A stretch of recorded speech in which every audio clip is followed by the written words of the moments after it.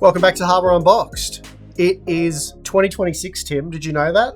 I got it wrong in a video recently, Did so you? apparently no. So January 2026, the first Q&A of the year.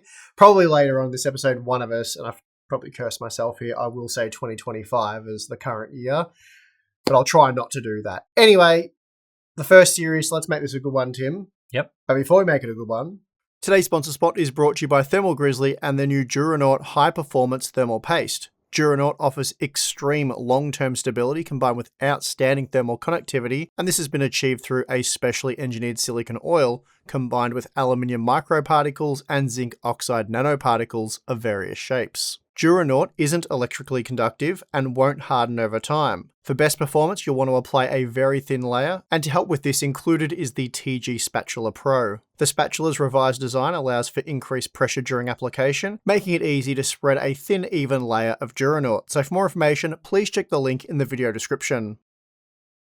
I think this is a bit of a cheeky question. Did Nvidia act with foresight on the RAM crisis when selecting the underwhelming VRAM configurations of recent GPUs? I think that probably is a bit of a cheeky one. Because, yeah, in all seriousness, no. Maybe from Nvidia's perspective, happy accident, that one. But, yeah, they've been hesitant or resisted giving gamers more VRAM for quite a while now, unless you pay a stupid amount of money. So this just was as planned. Again, when the current generation was in the rumor stage, you know, people were saying that there'll be a lot of mainstream 8GB cards. Maybe I was in denial. I thought that really wouldn't be the case. I thought there's no way we're going to see like, you know, $400-ish 8GB GPUs. I really didn't even think we'd see the $200 to $300 if there was a $200. But, you know, entry level, I really thought that wouldn't be 8GB as well. So just goes to show how little I know and how bad I'm at predicting future things, because I just thought there's no way we're seeing a repeat of that again after people are waking up to it now. Seems like a lot more people are on the same page that they don't want to see 8GB cards that they'll be buying now and then using for 3, 4, 5 years into the future, because it's already, you know, quite problematic now, especially when going above 1080p, but even at 1080p. So, yeah, I thought it wasn't going to be a thing, but it was, because they can get away with it, and it's really financially in their interest to do so, because we've talked about this at length, so I'm not going to bring up all of the stuff that we've talked about before, why this is sort of a win-win situation for AMD and Nvidia by giving you guys garbage amounts of VRAM. But yeah, so it wasn't really a strategy there, and now it's something they can fall back on because they can prioritize what limited VRAM they can get their hands on for, you know, the higher margin products, and then again now really force gamers to have to buy the 8GB cards moving forward, which is what we've heard will be happening. And we've certainly seen since, you know, Tim reported Nvidia effectively killing off the 5070 Ti. We've only seen more evidence that that's true so far. We've not seen anything that sort of contradicts that. 5070 Ti availability is getting worse, pricing is getting worse, and unless this AI bubble pops anytime soon, which we're not expecting it to, at least not probably within the next 6 months, pricing is going to keep going up and availability is going to keep getting worse. One sort of thing's a result of the other. I just don't think we should be retconning or even encouraging Nvidia to retcon this and sort of saying, yeah, we chose 8GB because, of course, we had excellent foresight into the AI market and we expected DRAM to get really expensive. We knew the problem we were going to create. Yeah, we were going to do that, and then we were going to now use that as an excuse. I mean, no, that's absolutely not the case. Mm-hmm. A lot of these products that we're talking about have been on the market for, you know, 9 to 12 months now. I think the first of the 8GB cards was the 5060 Ti 8GB, and that was launched, I think, back in like May or April of last year. It was certainly before Computex of last year. And so there's been plenty of time that those cards were available for normal prices. DRAM, VRAM prices were perfectly fine when the cards launched, and we're certainly expecting to sell most of them around the launch, because that's what usually happens. So this isn't a situation where they were like being all sneaky and like, this is going to pay off for us long term. Absolutely not. I think this DRAM situation has come as a surprise. The levels to which it is accelerated in prices come as a surprise to a lot of the vendors. And so the fact that they're now prioritizing 8 GB cards is just because that makes the most sense in their portfolio. It's not because they had this plan locked away 12 months ago to do that. It just, if anything, has sort of benefited them that there's 8 GB configurations. But I think even if there weren't 8 GB cards, like if they made, for example, the 5060 a 12 GB model, you would see Nvidia instead, I guess, discontinue that model and just release a 6 GB card. Like that is probably what they'd be doing in this current market if there were no really low VRAM cards, because they have done stuff like that in the past. They've made multiple models under the same name, all with slightly different configurations. They might have cut down some of the memory bus to make it 8 GB or whatever the case. They would have reduced the VRAM in some way, whereas all they have to do now is just not supply like a 5060 Ti 16 GB and just let the 8 GB model continue. So yeah, I think that's pretty much what's happened. Yeah. Well, Tim, I don't know if you'd planned this, but the next question kind of ties into what you were just saying. Do you think Nvidia could get away with a 9 or 6 GB 5070? So it's funny because you were just saying that they would turn a 5060 Ti, for example, if it was a 12 GB card, into a 6 GB card during these VRAM shortages. So this is a tough one because you're kind of going back before the VRAM shortage. And I think you know what you're going to say. It's basically the competition, right? Yeah, there's no way they could have gotten away with launching the 5070 as a 9 GB card. That would have been... I mean, 6 GB is just a complete joke. You can't use that. It's unusable.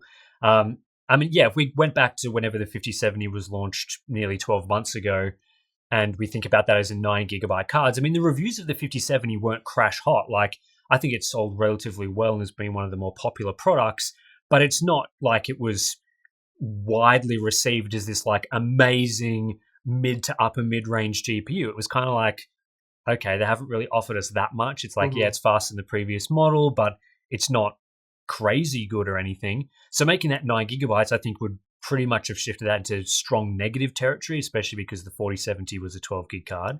I agree, because the most negative thing about the 5070 was the fact that it still had 12 GB of VRAM, which is, people's opinions are going to vary on this, but I would say mostly fine right now. But again, 3, 4, 5 years down the track, probably going to be a problem for a GPU with the amount of compute power that particular GPU has. So again, that was already the weakness of that product, the main concern. Like if it had 16 GB, it would be a really well-received part. But with 9 or whatever, hilariously bad, it would have been universally canned, I would have thought. So like, could they get away with a 9 GB 5070 today? I mean, it depends on the price that they could offer that. I think cutting down, like I'm assuming the 6 GB card, like obviously they could save even more money doing that, but I just think that's not a viable product at all. Yeah, I think with a 9 GB configuration, like how much money are you saving cutting off 1/4 of the VRAM? Like it's probably in the order of like $20 to $30 BOM cost at the moment, maybe $50 if you're talking about after margins and all that sort of thing. So to take a 5070 is now $600 last time I looked, making that back down to $550, but it's 9 GB instead of 12 GB. I mean, how appealing is that? Like, it'd be a good esports card. So if you only played like Valorant, Fortnite, Apex Legends, probably Battlefield on the sort of the lower quality settings, and probably the same sort of thing for Call of Duty, then it'd be appealing to the online multiplayer shooter type crowd and probably a few others, but generally, and then resale value is going to be terrible and all that sort of stuff. But yeah, I think people are more likely to be willing to just spend what it takes to get a 5070 in current prices than save a little bit to get like a gimped version of it. Yeah, it'd have to be a lot cheaper. Like, yeah, like it'd have to be cheaper to the point that the current VRAM prices wouldn't allow it to be that cheap. If you know what I mean. Like, yes, VRAM is expensive now, but it's not going to make that card $200 cheaper. It's going to make it $50, maybe $100, depending on how bad things get, cheaper. And when you're talking about like let's say it was $700, would people go from $700 to $600 to make it 12 to 9 GB, or would people just go, yeah, I'd rather not pay $700 for 5070, but like if I'm already spending $600, I may as well spend $700 to get the actual like potential for longevity sort of card. So I think, yeah, this would be a very different situation if we were talking about it being 16 GB to begin with, then cutting it down to 12 or some other configuration. But that wasn't the case. So cutting it down any further, there's no it can't go any lower, in my opinion. 12 gig is what it is. So the answer is no. The answer is no. Yeah. Did you feel like the scapegoat for the Asus blunder? I think we could probably just repeat the last question. The answer is no. But do you want to elaborate, Tim? So I guess this is relating to the 5070 Ti situation, right? Yeah, where we were told officially on the record that it was end of life. We confirmed that with them not once, not twice, but 4 times. And then we went to retailers and got sort of similar stories and distributors and other partners. And we spoke with a lot of different people, and it seemed like it was likely that they had made that decision to end of life. And people have argued what they mean by end of life. So end of life can mean a few different things. They're simply meaning they've stopped producing it, because end of life can mean that. It doesn't mean they're not supporting the products that are out there, or they've completely just abandoned 5070 Ti's or 50 series GPUs. That's not the case. It's just that Asus told us their official internal decision was, due to supply constraints, not to produce 5070 Ti's, and they'd also told us 5060 Ti 16GB cards anymore. So production had ended, and therefore whatever was out there would eventually dry up, and you wouldn't be able to buy an Asus 5070 Ti anymore. So that was what they said originally. They were very clear on that. We asked for a clarification. They went back multiple hours later, confirmed that was indeed the case. So it seemed like there was an internal memo that went out, and there's a whole heap of reasons for why Asus would do that. For example, each year, there are various different marketing arms around the world. They'll have people in Australia and all the other regions across the world that have budgets that are allocated to promoting these products so they can sell and compete with their competition throughout the year. So they don't want to run the risk of spending a good portion of their budget, or any portion of their budget, on a product they're no longer making. And I don't know how much supply is out there, but if whatever current levels of 5070 Ti's they've produced are projected to sell out in the next month or two, they're like, well, probably don't spend money on advertising that. Let's spend money on advertising the products we're making, and we'll be continuing to make this year. So that makes sense, right? So they probably put out some sort of internal memo saying, marketing teams, which is kind of who we were talking to, don't promote these products because we're not making them. So that makes sense, right? Yep. And to them, that's probably not something where they're like, this is top secret, do not leak this information or let anyone know this is happening. They're like, yeah, look, we just can't get enough supply to make them. This isn't anything crazy that we're doing here. We've just decided, due to supply constraints, we're not going to focus on those models, and we're going to place them in end-of-life status. So it can't even be kept secret, because you'll find out later in the market when you can't buy them. I guess had they had their time again, they'd probably like, don't make this clear to anyone. Like, just tell them, due to memory constraints, availability is going to be difficult, and leave it at that, which is essentially what Nvidia wants to say, right? Different language to mean the same thing, right? I mean, yeah, so after this, obviously, they then made a statement on their website where they sort of contradicted themselves and sort of said, no, we're not making this end of life, we're discontinuing it. And they came up with the reason that, some PR person had told some media an incomplete story or something along those lines. I'm sure we'll show the exact quote that they used on screen now. And so did that make us feel like scapegoats? I don't think anyone really, well, I think some people did, but I think the majority of people kind of saw through what was happening there and didn't sort of think, oh, Hardware Unboxed or other media that have now investigated this, because it's not just us reporting on these problems. The Hardware Unboxed has gotten this wrong, or this was clearly an error. I think it's pretty clear that it was damage control to some degree. This phrasing in their statements and stuff is sort of a bit interesting, especially the timeline that we got in terms of like the levels of clarification that we were told, going from Asus originally saying, oh yeah, but Nvidia wants to let you know that it's not end of life, to then going, well, just reassuring you, Nvidia says this, but we're doing some things internally, to then completely refuting it. I mean, I think that's important detail as well. So Asus told us one thing. They didn't backtrack on that thing even when Asus pulled them up on it. When Nvidia pulled Asus up on it. And it wasn't until I guess Nvidia wasn't happy with their initial clarifying statement. Like, no, make it clear that you're still making these, even though you're probably not.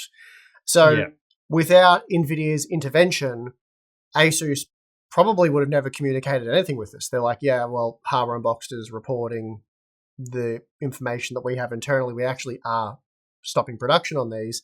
And sort of Asus let the cat out of the bag by sort of saying, well, Nvidia's told us that this isn't.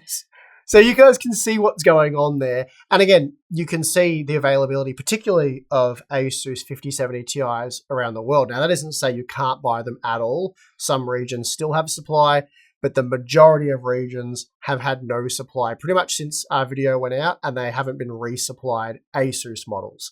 I think Newegg has had like a couple of MSI models come and go at like $900 very briefly. And I think there's a Zotac model that's been at about $1,040, and that's pretty much been there since our video went live. But they've had no other cards. And yeah, Asus cards over in the US have been basically non-existent. 5070 Ti's just can't get them. Mm-hmm. And from everything we've heard, that situation's only going to continue to worsen, which is why we said in the thumbnail that, you know, Nvidia's killing off the 5070 Ti. We still believe that to be the case. We believe that the situation you're seeing now is only going to get worse. So yeah, we're predicting in, say, a month from now, getting a 5070 Ti of any kind will be very difficult and extremely pricey. So we'll have to wait and see how that plays out. But if in a month from now that's the case, then I mean, if you draw a different conclusion to the one that's obvious, I'm not sure what to tell you. Yeah, I mean, I found it frustrating that the Asus's official on the record statement changed and was contradictory at the end there. Had to be, though. You knew it was going to I knew it was going to happen. It is frustrating, though, that, you know, when we make a video saying Asus has said this on the record to us, and then later you see a statement that's completely different to that, I can see why some people think that the video looks a bit silly, because obviously that information wasn't in the video when we made it. So from that sense, that part is frustrating, because when making reports like that, I do want to have all the facts and figures included. Like, if we could update videos on YouTube, that would be amazing, because then I could just go in and be like, later, you know, they told us this, and now here's the updated timeline. I think when it's not, I think when the truth hasn't really changed, a pinned comment's fine, because I don't think Nvidia has. Look, if we were right, which it's looking like we were, and I'm sure that what Asus told us was the truth. If that truth was the truth, I don't think it's changing, because, you know, like, say leakers leak a price, for example, then AMD or whoever it is change the price last minute because of reasons, that sort of thing. That can be a dynamic shift there. I'm pretty sure the supply constraints that existed before our video that we found out about when doing a different video, and Asus told us the truth, I don't think they're like, well, the cat's out of the bag now, we're going to have to go and make 5070 Ti's. Like, it's not the situation's going to change there. So if there is an abundance of 5070 Ti's in a month's time and the pricing's reasonable, then we were clearly wrong. Like, then that original Asus statement they told us was wrong. We were just wrong. So, but yeah, I mean, like, yeah, we were sort of expecting it to go this way to some degree, and you told me it was going to. Yeah, I did. Tim said exactly how it played out. When Tim was releasing his video, he told me this is exactly what's going to happen. Nvidia's going to get annoyed. They're going to talk to Asus, and Asus is going to retract. You said it word for word what was going to happen. Yes, it's no surprise Nvidia got annoyed about it. I mean, I think, we haven't really seen any evidence or new claims or anything that would make anything that we said in that video factually wrong. Like, if it came out that, you know, we did additional research now and we found actually they're still making them, or we heard other things now, then that video would probably be in a state of being wrong now. But even after, the only evidence we have is what Nvidia and now Asus have said in their statements. Now, whether or not you should be believing company statements blindly, I mean, I think if you followed this industry for a long time, you would know absolutely do not take these companies on their word. You need other evidence. So in terms of, you know, if Nvidia is saying they're still making the cards, there needs to be evidence of that happening in terms of production is continuing, retailers can buy these models, and so far we haven't seen evidence of that. So that's currently where things are at. I mean, there's not much more to say really on that whole situation. We'll see how it goes. Yep. Again, we're not upset with how it played out or how Asus went about things. At least I'm not, because, again, Tim predicted accurately that's exactly how it was going to play out. And when he told me that, I was like, yep, that's exactly how this is going to play out. And sure enough, the next morning we woke up and that's how it started to play out. And after a couple of additional corrections, they got there and they did exactly what we thought they would do. Because Nvidia doesn't want gamers thinking they're abandoning gamers, because eventually this AI thing is going to cool off. There are heaps of signs that Nvidia is not going to be the dominant player for this whole AI boom moving forward. And they're going to want to come back to gamers and sell GPUs. So they're not going to want to absolutely piss everybody off. So it's been damage control for a while, and it'll remain so until they need to come back and start focusing on selling GeForce GPUs once again, which I think is inevitable. I think people think that that's not going to be the case, but I think it's becoming increasingly clear each day with sort of like public perception, all this sort of stuff, that they will be coming back, and things will change in the next year or so. Within the next year or so is my prediction and hope. But sure, we'll see. We'll see. Where's the crystal ball? All right, this is a Tim one, I reckon. Why does AMD refuse to add FSR4 support to older RDNA GPUs when they most definitely can? Nvidia still bought DLSS 4.5 to the 20 and 30 series despite not having full support for it. So what's going on there, Tim? Why is Nvidia doing gamers... why is AMD doing gamers dirty? Not Nvidia, at least in this instance. I mean, this is just usual Radeon division stuff, isn't it? Like, not overly surprised at how this has gone. The only reason I can think of that makes any sense is they're trying to use FSR4 as a selling point to get people to buy RDNA 4 GPUs. So they want people who are on, the 6000 series, the 5000 series, 7000 series to upgrade to a 9000 series card. So they're restricting FSR4 official support so that latest and greatest feature is only available if you spend more money on a GPU. No other explanation I can come up with makes any sense, because we know it works. We know it works well, so it's not like it's some dodgy, broken feature that doesn't seem to apply to a lot of games. It seems to work really well in sort of almost a final-like sort of quality, so it's not like it needs more development time, in my opinion. Now, maybe AMD has found some things internally that suggest that the quality isn't up to their standards. Based on what I've tested, I would say it's definitely ready for deployment. So, the only reason I can think of is that they're just greedy for your money. They don't want to support their cards because they don't think they have to. They tried to end of life some of the cards in terms of driver support recently, so this kind of plays into that a little bit as well. They're not supporting the cards that they've already made to the level I think they should. So this is just a continuation of that, really. They're just like, well, those cards, we never advertised FSR4, so who cares? Like, let's just not publish that. Meanwhile, Nvidia's over here giving 20 series owners, as you said, access to DLSS 4.5. And even though it doesn't run great on those GPUs, like it is quite slow, at least you have the option to use it. And you could choose yourself as a gamer not to enable preset M in the dropdown if you think the performance hits too But that's bad. only 4.5 as well. Like there are other models that you can run that still look very good. Yeah, you can run DLSS 4, which again, or DLSS 3. And these cards were announced with DLSS 1 support, which is like so far away from the modern technologies. It's not funny. It's like it's basically a completely different technology. Yeah, it's a tough one. It's hard to explain because AMD's dropped the ball big time on that, or the Radeon division. Huge failing. And we've talked about all the new technologies we've seen over the years, frame generation, ray tracing. Out of all of the stuff we've seen, I would say by far and away, the best of all of those technologies has been upscaling. Now, I know there's some people that don't like upscaling, whatever, opinions can vary on that one. But my opinion is, if I had to pick one of the technologies to just keep developing moving forward and dump everything else, like ray tracing hasn't really impressed me to date. I know I'm probably a bit maybe harsher on ray tracing than you, I'm not sure, but Oh, I'd pick upscaling as well. If you're talking ray tracing, frame gen, well, how many multi-frame gen? How many examples can you point to where it's like ray tracing was truly transformative there? It was amazing, and like I wouldn't want to play the game without it. I mean, it's not like that is part of it, but like there's still games that don't even use it. Every game now has upscaling support. I think of games I played I'm more last year. making the case for. Because people will say, oh, you're always bashing ray tracing, you're so unfair on it. I mean, it doesn't even matter how transformative it is. If game developers are still choosing not to use it, that kind of answers the question. Yeah, but that's sort of my point. But I'm trying to also make a case for how good has it been to date. Anyway. And then frame generation, it's like, again, sort of... There's just no excitement with that feature. It's just like, it does what it does, and it's kind of like, okay, cool. For me, it has limited usefulness as well, whereas upscaling can be very beneficial in a wide range of games. So anyway, it's why it's in it's proven by the support for the features. Upscaling is in pretty much every game now. Frame generation is in some of them. Ray tracing is in some of them. But clearly, even the developers are going, that's an essential feature. So to get to my point, I guess. Sorry. Upscaling, great feature. Development's been great. It's been continued to develop. It keeps getting better and better.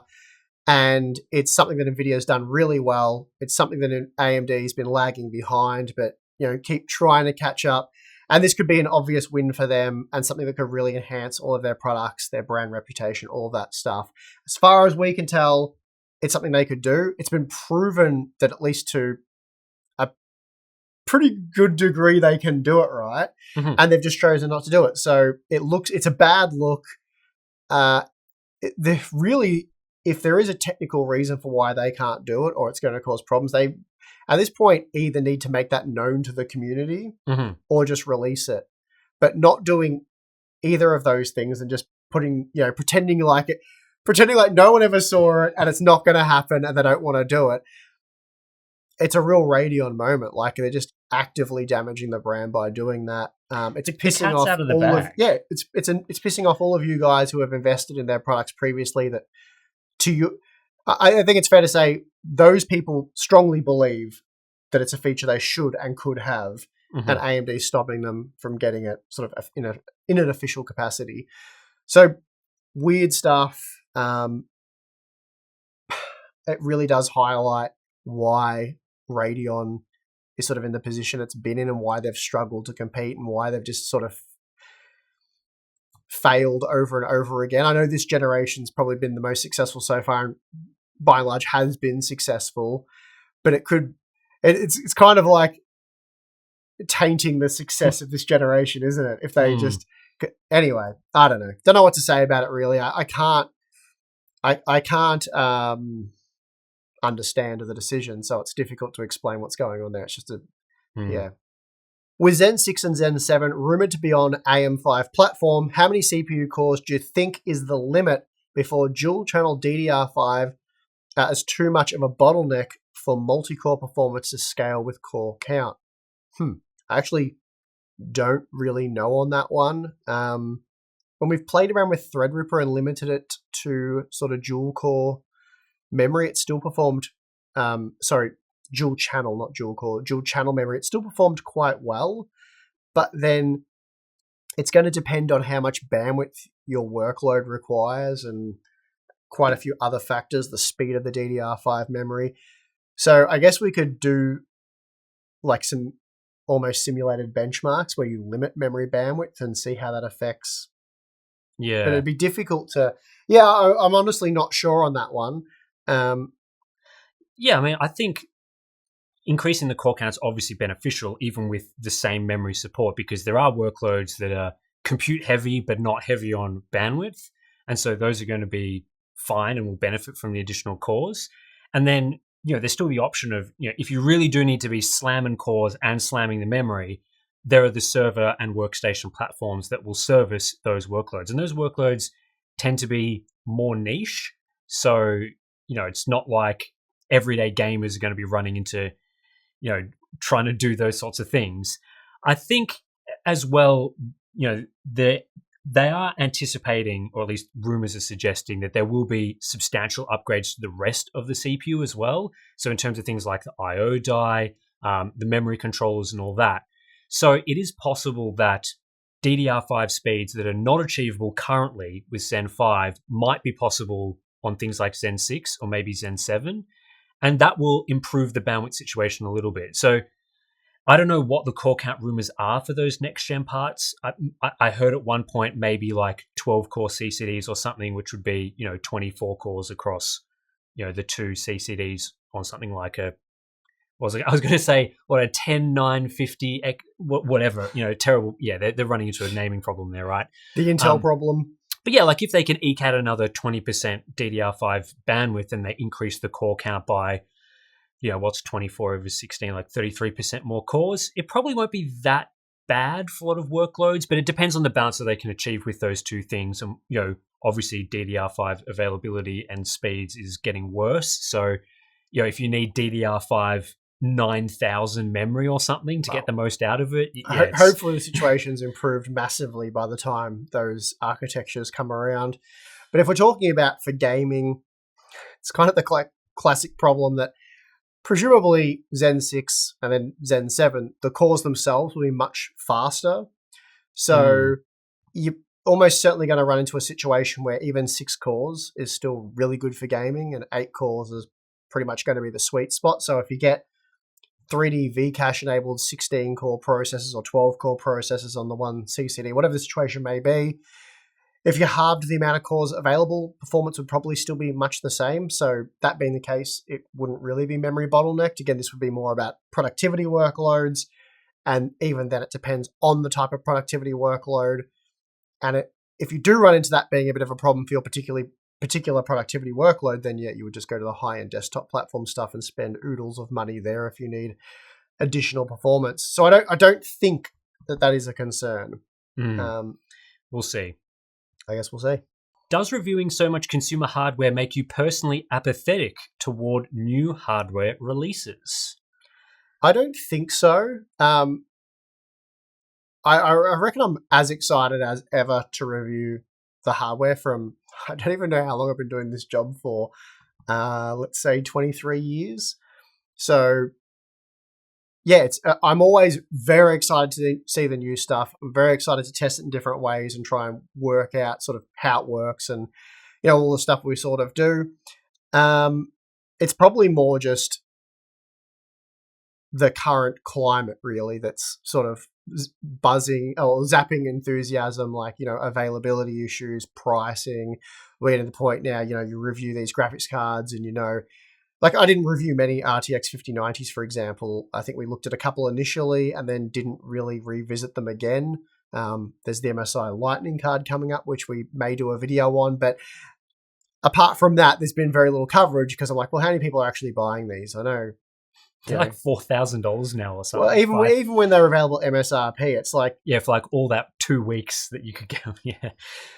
But, I'm more excited to review sort of the mid-range stuff because I know a lot more people will be interested in that. A lot more people can actually buy that. So that's where I get really excited, is sort of those more, I don't know, what's the term apart from mainstream? But yeah, those mainstream-focused products. I get excited for those. And there's not been that much to get excited about over the last bit. But yeah, I mean... And maybe that comes out in the videos. Like, I was very excited to see what, Intel had with the new Core Ultra series. I was pumped for that. I thought, all right, Intel can start making a bit of a comeback here. And then, the performance was extremely underwhelming. I think we tried to remain positive about it. The power consumption and stuff like that had been greatly improved. But ultimately, I knew it was something that probably a lot of people weren't going to be interested in buying and therefore probably wouldn't buy. And that turned out to be true. So... and then Zen 5, we were expecting a lot more from that. I was really excited for that. And we try not to let like our expectations and excitement dictate the review. It's got to be sort of facts and figures, statistic driven. But I mean, in those cases, the hardware was underwhelming. That's right. You can sort of understand where... But what I'm saying is I was excited for a new architecture, like where's AM5 going? Yeah. AMD's promised that, they're going to keep making good steps and improvements. And then we sort of got, the meme Zen 5%. And there was all the drama that followed that with people, I guess, coping, for lack of a better term, expecting it to be better, thinking it was better, trying to explain why it's better when in reality, it just wasn't much better. But yeah, look, I think it's not so much how often we're reviewing hardware, the fact that we live and breathe this stuff. I think it's more the fact that like disappointing release after disappointing release kind of wears you down.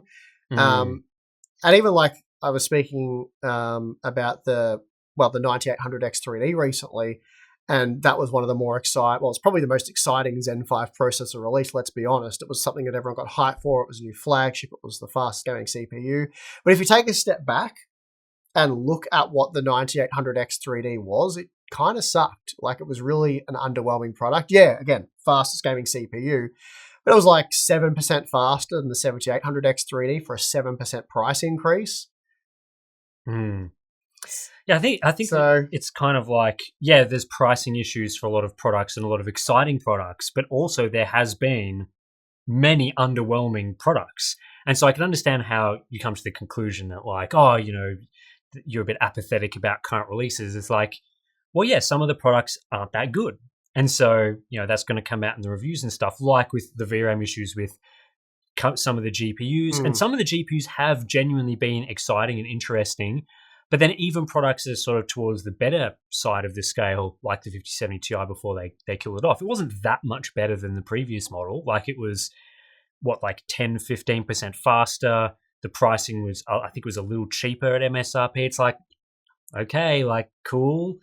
Like, and that's one of the better options, right? Yeah. So you can sort of see where that sort of comes from. And, you know, because we have been doing it, especially you, for a really long period of time, we have done it through generations that have been much more exciting. And I think the marketing hasn't had to work as hard on selling the reviewers and then the consumers on the products. Like, I find we're dedicating more and more time dealing with the marketing BS.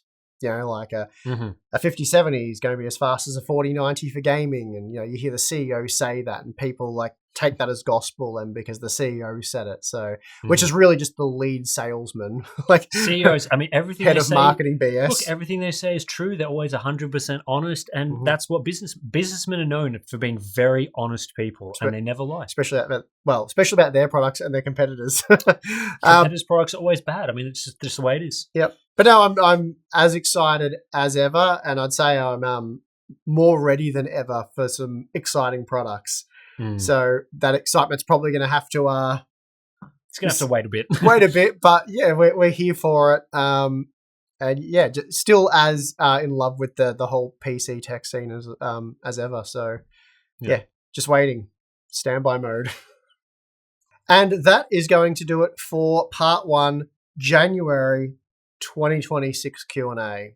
Not really sure what to say about how we're kicking off things this year, but we've answered some questions. So hopefully there's enough happening that we can do a February Q&A.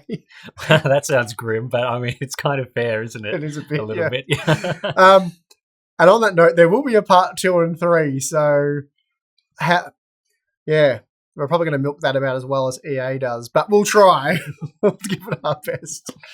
Anyway, thanks for watching. The join button, Patreon, if you want to become a member, it'll give you access to our exclusive Discord server where you can come and talk about all the exciting things that are happening in the tech industry. So you're going to want to pay money to do that.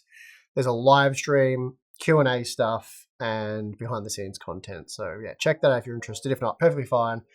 And of course, we would like to thank you for watching this video. I'm your host, Steve. I'm your host, Tim. See you next time.